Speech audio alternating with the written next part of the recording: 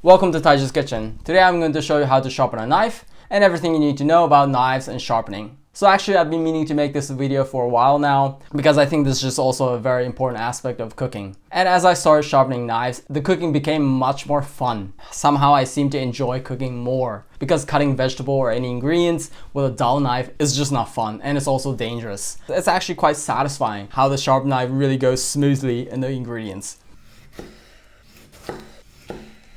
And in this video, I'm also going to explain a couple things relating to knives and sharpening. So I'm going to start with what kind of knives there are, what I suggest, and 2, different types of sharpening equipments, and 3, how does the sharpening actually works, and 4, different grids of Whetstone sharpening and what they're each for, and then 5, of course, getting into how to sharpen a knife with using a whetstone. And 6, how to maintain or keep the level of the whetstone. And so I hope you enjoy this video, even though I'm not going to be cooking anything, and maybe inspire you to get a whetstone yourself and also enjoy cooking as I do. Then without further ado, let's get started.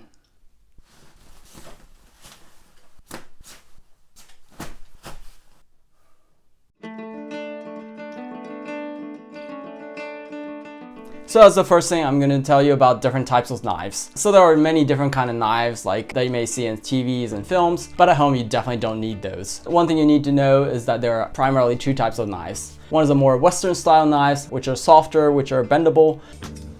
Filleting knife. And more Japanese Eastern style knives, which are quenched, they're harder.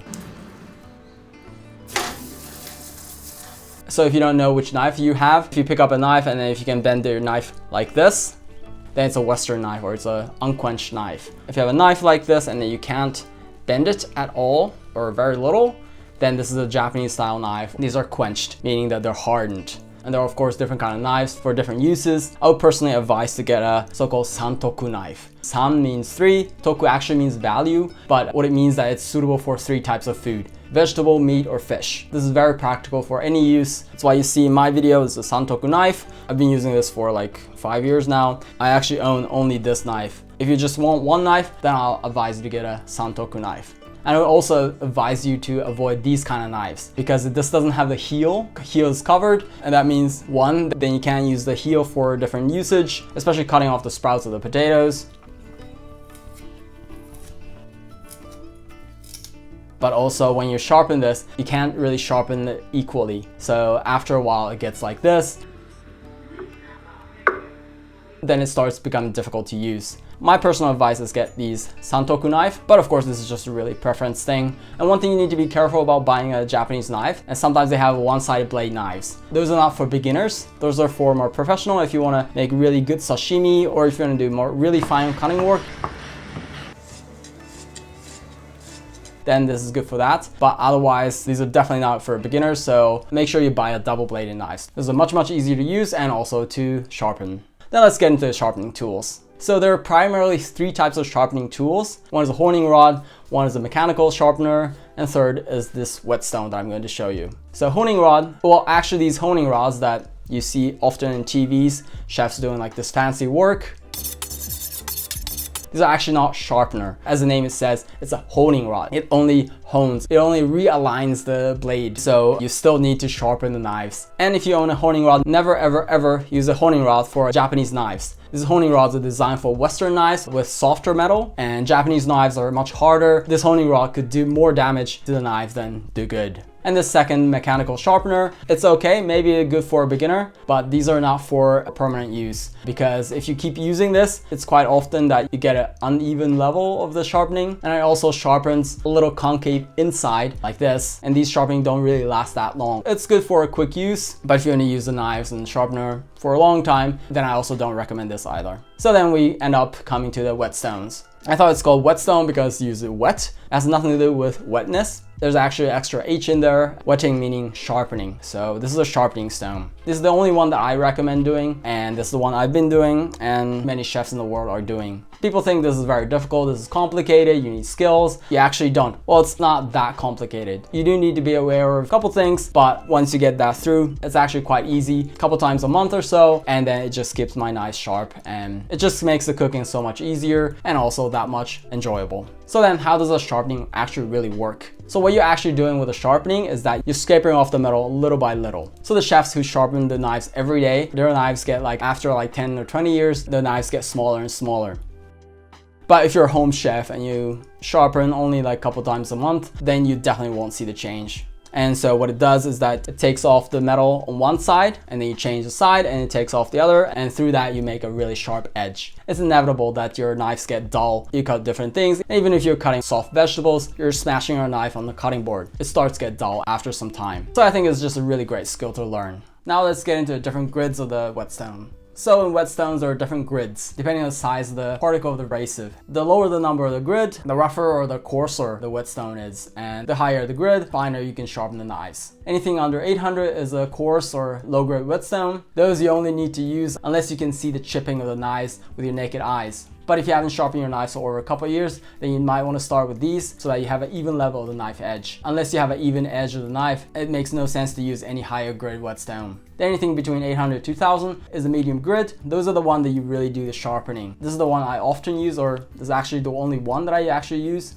If you're getting your first whetstone, then I would suggest getting double-sided one with 1000. Depending on your use, you might want to get one with lower grid or with higher grid. So anything above 2000 is a fine grade whetstone. That's only when you want to really razor sharp knives. But if you're a home chef like me, I don't think it's worth the effort to make it that sharp. So here I have the whetstone. As you can see, it's gotten thinner after, I don't know, like 3-4 years now. The ones I have is the 4000, 1000, but I barely use the 4000 side. Then that's enough talking. Let's get into the sharpening. So the very first thing you need to know is let it soak in the water. Because whetstone sharpener, you want to use it really wet. And to do that is just very easy. Get a container, fill it with water, and then put this inside.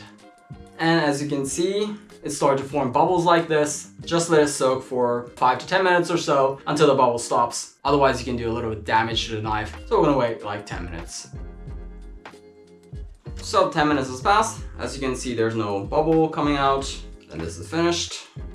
And I'm gonna put it over this rubber mat. So these often come with a rubber base. From my experience, those are quite useless. They still slip. So I just got these rubber mattress. It prevents from sliding, so I use that. And I'm also using a tray like this so that the water doesn't splash. But of course you can just do it over a kitchen, then you can just wash it away. There are some special gadgets that you can put over a sink. But for a home chef, you don't need those. I think some mattress like this is enough. And then what you also want to have is just a little water on the side, because you want to have this whetstone always wet. And so you can just wet it like this every now and then. Then finally, it starts sharpening. So one of the most important things is that maintaining the same angle. You want to have the angle of the sharpening about 50 degrees. If you have a knife, you can kind of feel where it kind of stops, and you can kind of feel, okay, there's a 15 degrees. But if you want to be sure, you can just put 2 coins, put it over like this, and this will give you about an idea. The second thing is that maintain the same pressure. You want to push with 1 to 2 kilogram. You can get a scale and you can push it yourself. You can see how much power you need for that. So and then how you want to do this is you want to make sure that you sharpen the whole way. You want to hold the knife like this. I often have my thumb here and my left hand here. If you're left-handed, the other way around. And then what you want to do is the right hand holding the knife, you want to go back and forth, and with the left hand you want to apply the pressure. And you want to go like this, and you want to apply the pressure when you're going away from you, like this. And then make sure you go all the way. Some people does it in 3 sections. As a beginner, I think it's better to avoid that, because you want to make sure that you sharpen about the same amount. And if you sharpen this side and this side and this side, it might get uneven. So I just do like this, and then go down, and then go up and down like this.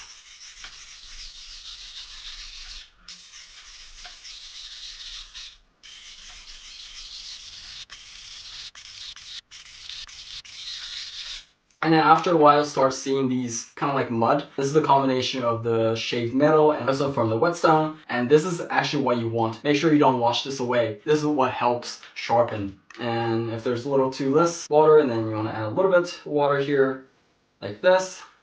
And then you keep doing like this for about a minute or so, or 50 times going up and down. Make sure you sharpen the tip and all the way to the end evenly.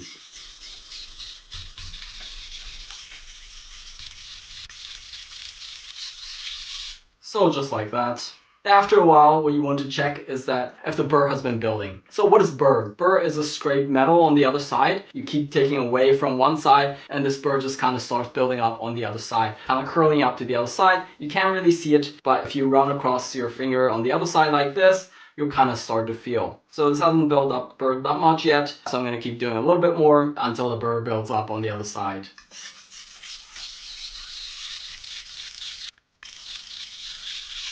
So after a while, you can feel the burr building up on the other side, and that's the sign you switch side. And you do exactly the same thing. One way is to just flip the knife like this, and then sharpen like this. I personally don't like this because the handle gets in the way like here, when you're sharpening here like this. So what I do is that I switch holding the hand like this, and do exactly the same thing with the other side, and then I sharpen. I do the same thing here, like this. And then you want to do just about the same amount on the other side.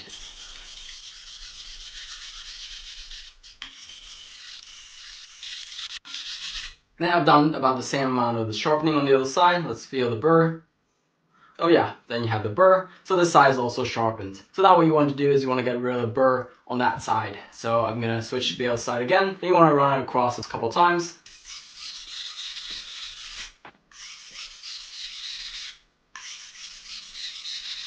Just like that, and then you can feel the burr on the other side. Oh yeah, there's no burr. And then with that, you may build a little bit of burr on that side, so I'm going to sharpen that side a couple more times again, just to make sure. You can feel on both sides there's no burr. So then with that, sharpening a knife with a medium grit stone is finished. And make sure you clean it well before you cutting with the food, because you don't want to get metal or these abrasive in your food. Now let's get some tests. So there are a couple different ways of testing this. One typical one is called nail test. You can run your knife like this on your nail and then see it get stuck a little bit, then this is sharp. Or you can also just test with some hard vegetable like carrot or radish. Or also, tomato is a good one. If you can run very smoothly along the tomato, then it's really sharp enough. Or another famous one is just get some paper like this, and then let it run on the paper. If it gets cut like this, then this is pretty sharp. So then that's how you sharpen. And I'm also going to show you very quickly how you use the finer grit. You want to make sure you wash away this mud. So what you're going to do is exactly the same thing, and just like this. So immediately you're going to notice that there's no mud, but instead you're going to see very fine powder black stuff. These are metal from the knife, so the whetstone is not going to wear out or very little, but instead just from the metal. And what it is doing is that making really smooth and much finer, sharper.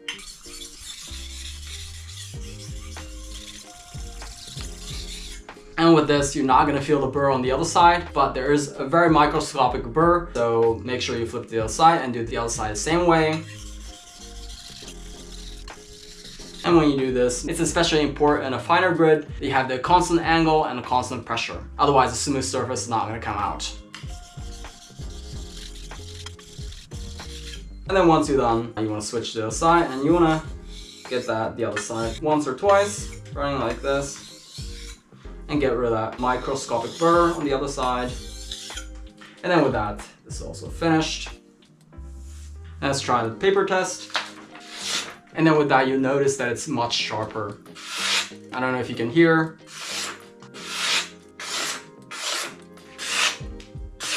So only with fine grit you can get that really sharpness, but with everyday cooking, you really don't need that sharpness. So to my opinion, home chef, medium grit is enough, but if you want to get that really sharpness, you also can give this a try as well. So then with that, the sharpening is finished. So as the last thing, I'm going to show you how to maintain the level of the whetstone. So this is a quite important thing when you use a whetstone sharpener. It's just inevitable that when you keep sharpening, the middle section get worn out and then you start having a little concave. Then with that, you can't get the constant angle. So there are a special tool to make it level. What I usually use is another whetstone, which is much coarser. This is 400-200.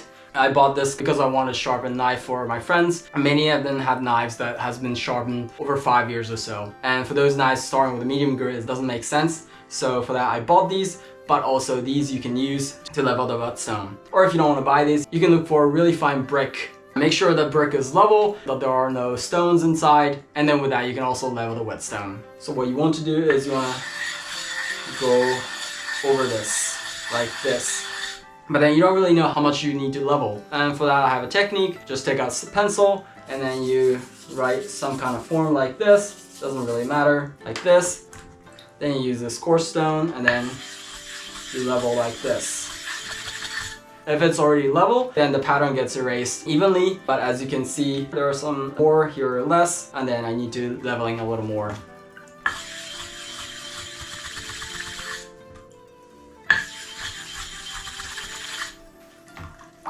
So you can see that it's not level yet. I'm gonna keep doing this.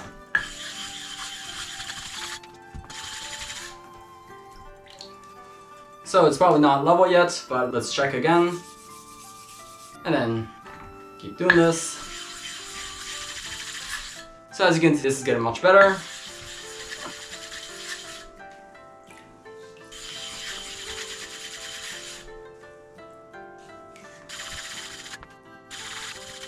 So with that, as you can see, there's no marking. You can check one last time.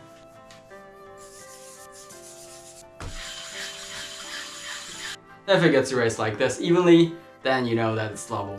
Then with that, this is done leveling, and this is good for use for the next time. So this leveling, you don't necessarily have to do this every time. I think it's enough to do this every 5 times of sharpening or so. I think that would be enough.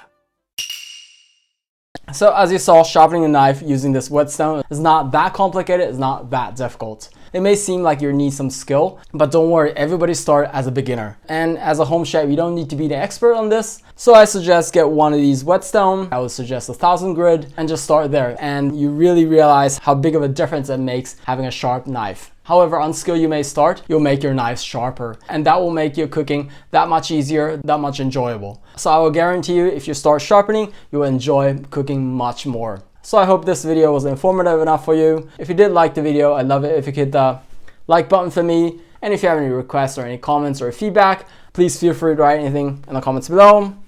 And if you want to see more of these videos, especially cooking videos, please subscribe. Otherwise, I look forward to see you in the next video. Bye.